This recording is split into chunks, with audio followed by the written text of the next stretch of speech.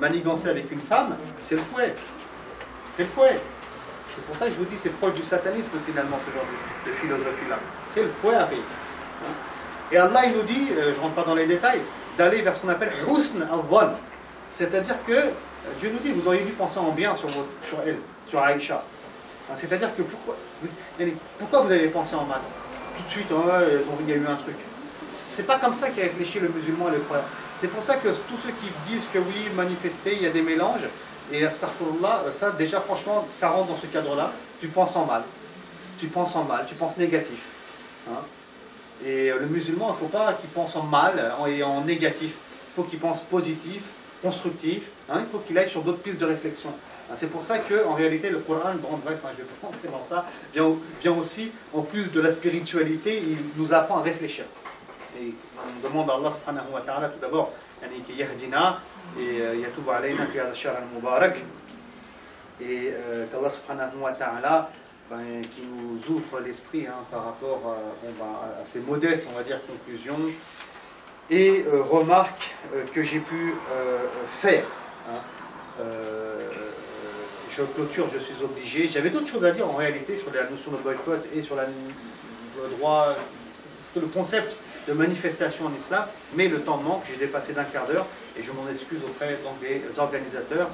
Et assalamu alaikum wa rahmatullah, on va faire la salat et ensuite on va aller manifester, même si, enfin manifester c'est un grand mot, on va dire, on va soutenir nos frères palestiniens en montrant notre présence qui est synonyme de désaccord, même si ça ne plaît pas à certains.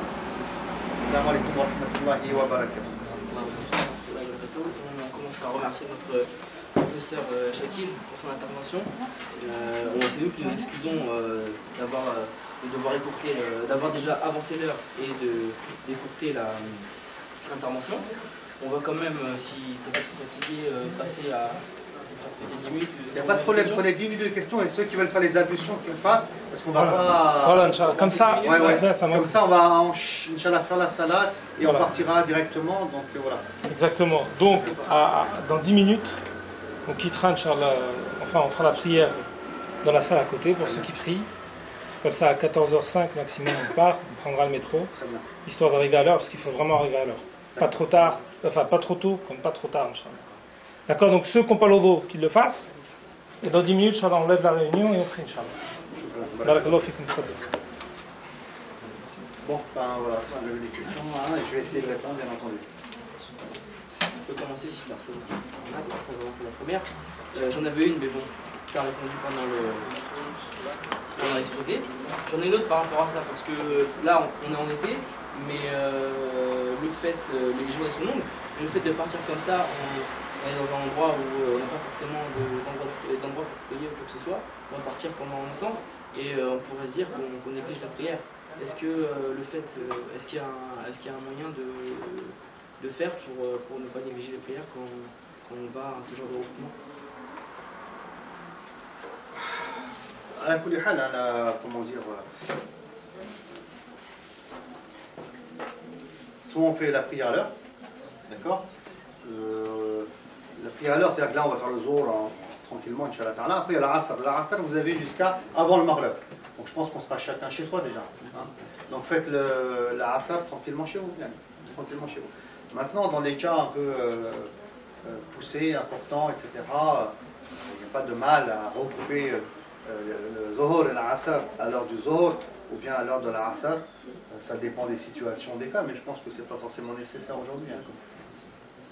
Mais c'est possible, parce qu'il y a un hadith dessus qui est connu, où le prophète sallallahu alayhi wa sallam, il a regroupé des prières sans aucun motif, on va dire juridique. Pas de pluie, pas de tempête, il n'y a rien. Le prophète sallallahu alayhi wa sallam, il a dit c'est pour faciliter à ma communauté. Donc après ça rentre dans le cadre de la fatwa. Inch'Allah. N'hésitez pas, il faut en profiter. Donc les arguments que je vous donne, voilà, c'est des arguments qui vous aideront, il faut un peu complexe peut-être. La manifestation qui satisfait, ça ressemble un peu au pape Salam de Al-Foucault, je crois que ça s'appelle. Est-ce qu'on pourrait prendre ça en exemple?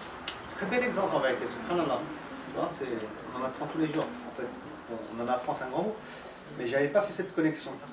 C'est peut-être dû au jeûne en fait d'ailleurs. J'ai du mal à réfléchir pendant le jeûne. Je réfléchis, hein. Je peux pas dire n'importe quoi. Dans le sens aux injustices liées à une personne ou à un groupe. Laisse-moi réfléchir.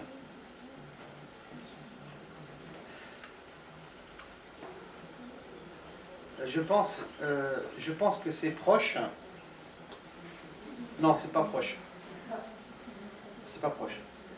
C'est différent. C'est différent, mais c'est des choses que j'encourage. Alors je vais expliquer vite fait. Hein. Le pacte de Al-Fudul, ça se passe dans la période pré-islamique, avant le début de l'islam. Il y a un homme qui a subi une injustice financière, hein, on lui a volé son argent, on va dire, pour faire simple. Et on a 4 clans mécois qui se sont alliés à travers un pacte, un traité, pour défendre la personne opprimée. D'accord ? Ça, je pense que nous, en tant que musulmans, il faut qu'on aille vers ça. C'est-à-dire que il y a des gens qui sont opprimés. On va dire la Palestine, ici, c'est le cas. D'accord ? Et nous, en tant que musulmans, il faut qu'on ait un traité avec certaines organisations musulmanes et même non musulmanes, comme une alliance qui fait que quand il y a une injustice en Palestine ou ailleurs, même en France, une injustice contre qui que ce soit, cette alliance puisse intervenir et avoir un poids. Et avoir un poids.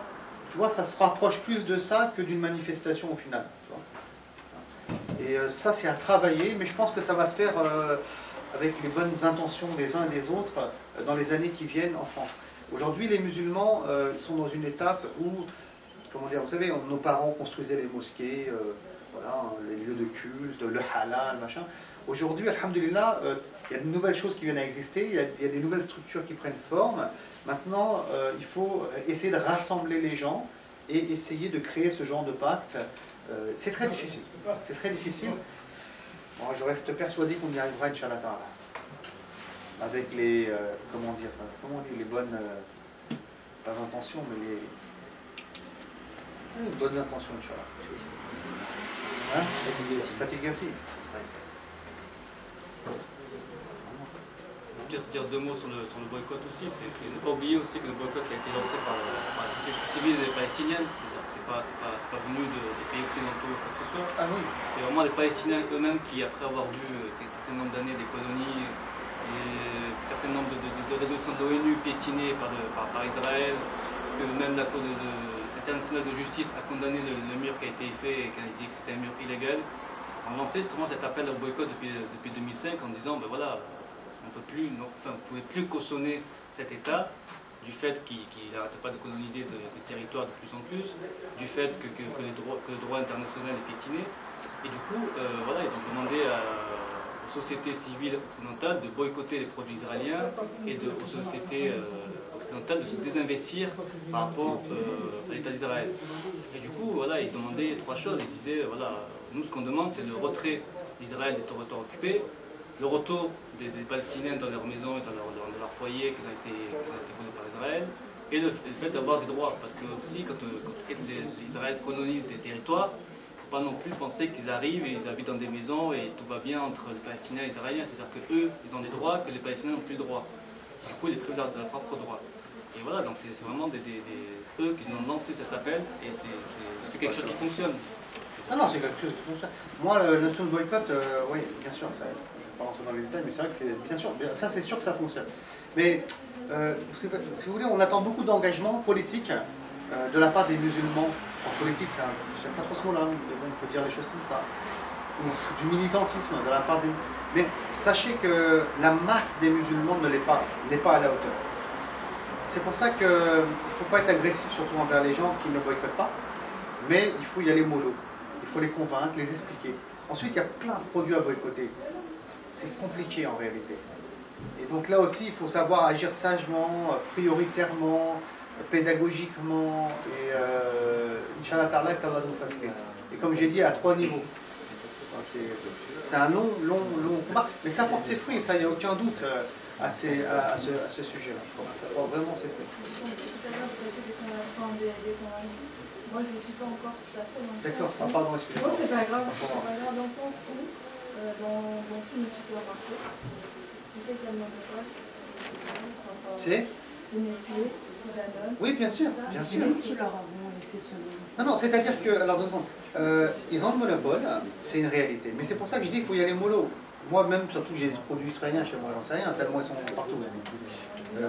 Les produits, même la pharmacie, Teva, machin, c'est compliqué, c'est compliqué. Je vous dis, c'est pas facile hein, si on boycotte tout. Hein. C'est pour ça, ça revient à ce que je disais au début, et Islam, Iman, Ihsan, mais en même temps, il ne faut pas être dans les extrêmes, c'est-à-dire, je boycotte rien. Non, c'est important d'aller vers un boycott intelligent, vers des priorités, progressivement, inculquer ça à nos enfants, ne pas se mettre trop de pression, mais le faire. Moi, j'achète pas Coca-Cola. Après, c'est bon quoi. Si un jour j'achète une canette, je ne me sens pas en train de tuer un enfant palestinien non plus. Mais il faut faire l'effort. Il faut y aller doucement, sûrement, mais le faire, d'une part. Ensuite, et ça c'est difficile, c'est-à-dire que les musulmans, moi je suis un homme de religion, on va dire. Mais chez nous, on a des ingénieurs, on a des économistes, on a des politologues, on a des grosses têtes, voilà, des grosses têtes, il y en a un chez les musulmans, si vous savez. Et bien c'est à vous maintenant d'être des acteurs et de construire. On peut construire, on ne peut pas construire, on n'est pas moins intelligents que les autres. Donc à nous de construire. C'est pour ça que je parlais de Hannes Patel, d'Asserfi, où ils essaient de construire depuis, je les suis moi, ça fait peut-être 15 ans, 20 ans qu'ils sont sur les dossiers des finances islamiques. Hein. C'est pas de la rigolade avec Shir Zakaria, Siddiqui, je suis ça depuis très longtemps. Ils n'ont pas voulu aller vers l'achat des maisons à crédit, par exemple. Hein, je ne vais pas rentrer dans ce sujet-là, mais il n'y a rien à proposer, donc ils ont essayé, et ils essaient encore de construire une économie, un système, un modèle qui va permettre de remplacer un autre modèle. Wallahi, c'est un djihad. Il y a des gens, ils ont perdu de l'argent dans ce genre de choses-là. Hein. Et peut-être que si la vidéo est diffusée, il y en a qui se reconnaîtront. Mais on est obligé de le faire. Et franchement, celui qui va réussir à mettre en place un modèle sans riba en France qui fonctionne, ça y est, c'est le jackpot, et là c'est le début d'un changement, parce que l'économie c'est le nerf de la guerre aussi. Vous comprenez ce que je veux dire? Donc là, il y a beaucoup à faire, Mais comment dire, ça c'est pas une élite qui le fera. C'est pas, comment dire, les musulmans qui le feront, c'est une élite musulmane qui le fera. Parce que le changement, et ça c'est une conférence en soi, vient toujours d'une minorité. Comme à Badr, c'était une minorité. Les musulmans chez les Arabes étaient une minorité. Hein, et en respectant aussi certaines choses liées à la spiritualité et au travail des uns et des autres. Et moi je ne peux pas le faire ce boulot-là. Je fais un autre boulot. Mais à chacun de nous de prendre ses responsabilités, et Inch'Allah Ta'ala on peut. Donc ça je pense que on est en train de le vivre ça actuellement, et la génération qui suit va bien avancer, Inch'Allah. Nos enfants, Inch'Allah, vous allez voir, ils auront bien évolué dans ce domaine-là. Et là on aura du poids, Inch'Allah. Je pense que c'est intelligent tout ce qui est boycott et tout ça. Mais ça ne se fait pas vraiment pédagogique. Je vous dis, moi je suis là pour conseiller les uns et les autres. Qu'Allah facilite, Inch'Allah, qu'Allah facilite. Ouais, tes laboratoires, vous connaissez? Non, Ils sont, la plupart des consommateurs en Ile-de-France, c'est des musulmans. Non, mais personne, oui, mais bon, les gens... Ils sont très présents dans les cités. Il faut avertir les gens, il faut les conseiller. Franchement, c'est un boulot, hein, c'est énorme. Je vous dis, il faut inviter à acheter... franchement, en théorie, on doit même pas acheter. Tiens, regarde. On doit vivre un peu éloigné du système capitaliste, financier, mondialiste. Les sionistes, ça doit faire plaisir à certains, je rigole. Je plaisante. On doit avoir nos produits, nos jardins, hein, nos tomates. Hein. Si on ne peut pas, il y a des agriculteurs, on va acheter chez eux. Là, tu manges sain déjà au niveau de la santé. Au niveau économique, mondial, franchement, alhamdoulilah, tu fais du mal à personne, c'est le paysan qui va récolter son fric. Moi, je privilégie ça sur le plan personnel. Après, c'est vrai, mais en Ile-de-France, il est difficile de faire ça. Non, on peut le faire. Cultiver, non, c'est compliqué. Non, on peut le faire, je t'assure. Il y a des gens qui le font. Cultiver avec des agents. Non, mais il y a des pros, tu sais, il y a des malades, machallah, mais machallah, chez les musulmans, des produits bio, etc. Et ils vivent dans une économie parallèle par rapport à ça, il faut le savoir. J'en connais, moi, des gens dedans. J'ai du mal à suivre, parce qu'il faut suivre. Il faut suivre. Mais il faut encourager ça et développer ça. C'est-à-dire que le monde aujourd'hui actuel, il a pris un sens qui n'est pas le bon. Ce qui est dommage, c'est qu'on s'aperçoit, les musulmans déjà ils sont complètement désunis, premièrement au niveau du vote. Et l'autre il va voter droite, l'autre il va voter gauche. Et c'est pour ça déjà que les politiques ne prennent pas en compte les considérations des musulmans. Parce qu'il n'y a aucun lien entre les musulmans, à part l'islam. Écoute, moi ce que je suis en train de dire, il n'y a aucun autre lien. Ce que je suis en train de dire, c'est que les politiques, laisse-les avec leur banque en Suisse. Nous. Mais c'est important de prendre en considération les politiques. Pourquoi? Parce que c'est les politiques qui font les règles. Et si on agit tous, les politiques font les règles, du moins le plus possible d'une même voie, c'est-à-dire tous, par exemple, on va dire, bon, écoutez, selon nos principes, pour l'instant, c'est les écologistes qui répondent le plus à nos principes, donc on va donner nos voix, nous musulmans, aux écologistes. Si on agit tous d'une même voie, là vous allez voir que les politiques prendront en considération nos faits et dits. Je suis désolé, on va devoir s'arrêter, mais alors je conclus en une phrase. Bon, c'est intéressant, bien sûr. Moi, je pense que c'est un peu encore utopiste, mais Inch'Allah, que les musulmans qui travaillent dessus, voilà, Inch'Allah, moi je les encourage parce que je n'ai pas la connaissance certaine par rapport à tout ce qui est lié au vote, écologique ou pas, machin. Qu'Allah facilite. Mais bon, pour moi, moi je vous invite à quoi? C'est qu'on est des êtres humains. On n'est pas moins intelligents que nos chers compatriotes capitalistes et qui sont à la bourse. Nous, l'islam a combattu.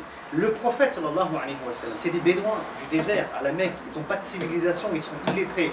Ils trouvent un système économique basé sur l'usure. Dans toute la péninsule arabique, je ne parle pas des échanges internationaux. L'islam est venu avec un nouveau modèle, anti-riba, avec les moyens du bord. Hein, il faisait pas... Là, on peut parler de boycott, d'ailleurs, j'ai oublié. Dans la période médinoise, on ne voit pas de caravane envoyée par le prophète sallam de Médine chez les Byzantins ni chez les Perses. Ils ont créé leur modèle à travers les textes de l'islam, des illettrés sans civilisation. On doit le faire, non? Ah, si. Puis on peut le faire, Inch'Allah Ta'ala. Je pense qu'il faut qu'on s'encourage et qu'on prenne les choses en main. Je vous dis, on a je vois des politologues, des économistes, des ingénieurs chez nous, ils peuvent le faire. Il faut la rencontrer, les former. Et Nabil le fera très bien, Inch'Allah. On le fera tous, Inch'Allah, d'une responsabilité collective. Écoutez, Barakallah fait que tout le monde cherche Shakil pour ta participation et ta venue. Donc, Inch'Allah, on conclut la conférence. Ce qu'on va faire, comme mentionné tout à l'heure, on va se diriger tout de suite dans la salle, ici, la première à droite, pour prier. Et ensuite, Inch'Allah, on ira tranquillement au niveau du métro qui se situe à 200 mètres à gauche. On ira donc tous ensemble. Soyez pas surpris si vous voyez deux voitures de police. On les a vues, donc ça fait une petite heure qu'ils sont là. On a discuté avec eux de manière très cordiale. Ils sont juste là pour s'assurer combien nous sommes, où nous nous dirigeons. Évidemment, il y a une interdiction officielle. C'est normal qu'ils soient là à vouloir épier les faits et gestes de ceux qui se déplacent à la manifestation, mais c'est très courtois avec eux, ils n'ont pas envie de s'embrouiller, on n'a pas envie de s'embrouiller non plus, ils font juste leur boulot, et ce qu'on leur a demandé de faire.